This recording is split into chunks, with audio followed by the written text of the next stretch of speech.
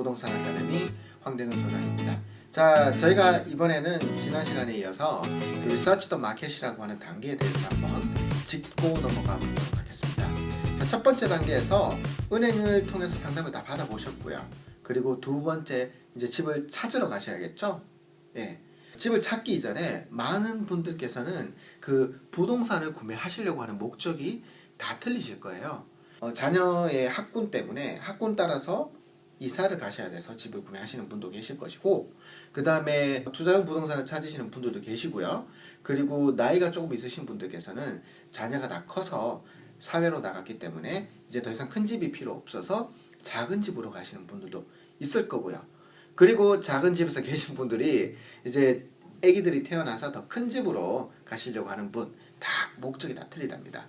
그렇기 때문에 그 목적에 따라서 부동산 그 동향을 살피는 것과 그 다음에 지역 선정하는 것이 다 다른데요. 많은 분들께서 도대체 어디서 어떻게 시작을 해야 되는지 저한테 많이 이렇게 물어보시는데요.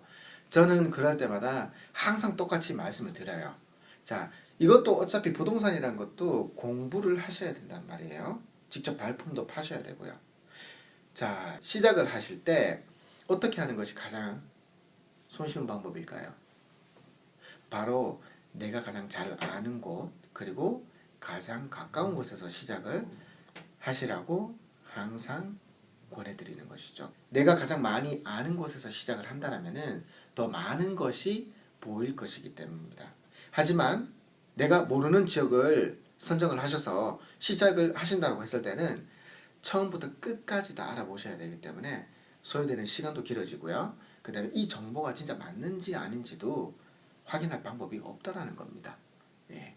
그리고 부동산이라는 것은 꼭 알고 계셔야 됩니다. 내가 얼마나 많이 아느냐, 그리고 얼마나 조사를 했느냐에 따라서 그 결과는 100% 달라진다는 거 꼭 알고 계시기를 바라겠습니다. 자, 이런 조사를 하셔서 어디서 도대체 어떻게 끌어모아야 하고, 모르는 점들이나 확인하고 싶은 점들이 있을 때 부동산 전문가하고 이렇게 이야기를 하시는 방법도 있겠지만, 그래도 부동산 멘토 한 분 정도는 알고 계시기를 권장을 해드립니다. 그 부동산 멘토라고 하면은 뭐 아는 지인도 되실 것이고요. 지인 중에서 이렇게 부동산 많이 가지고 계신 분들 있죠.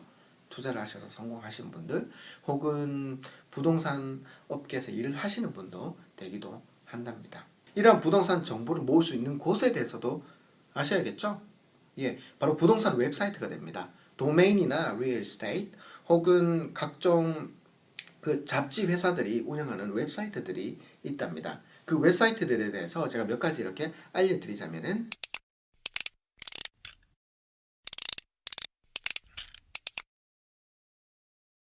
부동산 신문, 그리고 부동산 광고, 이 물불을 가리지 말고 그냥 다 끌어모으셔야 돼요. 그리고 거기서 이 정보들이 객관적으로 맞느냐 아니냐라는 것도 판단을 하셔야 되는 거고요. 그건 개인의 몫이 되실 겁니다. 그래서 많이 알면 알수록 많이 보이시겠죠. 그래서 꼭 공부를 하라고 말씀드리고 싶습니다.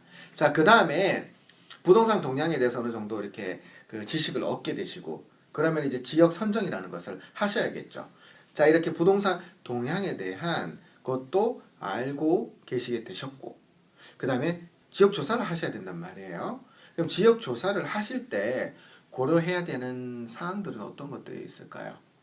이거는 아무래도 많은 분들께서 그냥 다 공감하시고 이미 수백 번, 수천 번 많이 들어보셨을 거예요. 바로 인구 특성, 그리고 뭐 학군 같은 것들이겠죠. 그리고 쇼핑센터의 위치라던가, 그리고 대중교통, 뭐 트레인 스테이션에서 거리가 어떻게 되고, 그 다음에 CBD라던가 이러한 각종 그 또 다른 도시들과의 접근성, 이런 것도 따져보셔야 되고요.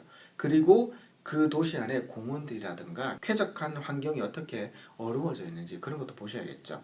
그리고 뭐 상점부터 시작해서 음식점, 그리고 병원, 그리고 심지어는 일자리까지도 한번 어떻게 형성이 되어 있는지 한번 알아보셔야 될 거예요. 이러한 점들도 중요하겠지만 저 황 소장이 가장 중요하게 여긴 것이 바로 동선입니다. 동선이라는 것은 사람들의 움직임을 말하는 것이죠. 그래서 여기에서부터 시작하시면 돼요. 여기서 내리셔서 직접 걸어보시는 거예요. 그래서 쇼핑센터 가보시고, 학교 가보시고, 그 다음에 뭐 공원도 가보시고 해서 이 직접 걸어보시게 된다면은 과연 이 지역에다 여기에다가 집을 사뒀을 때 내가 생활하기도 편리한가? 그리고 내가 세입자한테 렌트를 줬을 때도 이 세입자가 생활하기 편리한가? 그런 게 대해서 몸소 체험을 하실 수가 있기 때문이라는 것이죠. 그래서 동선에 대해서 파악하실 것을 꼭 당부를 드리고, 그 다음에 이 모든 조사는 집에 앉으셔서 인터넷으로만 찾는 것이 아니라 직접 발품하실 것을 적극 추천합니다.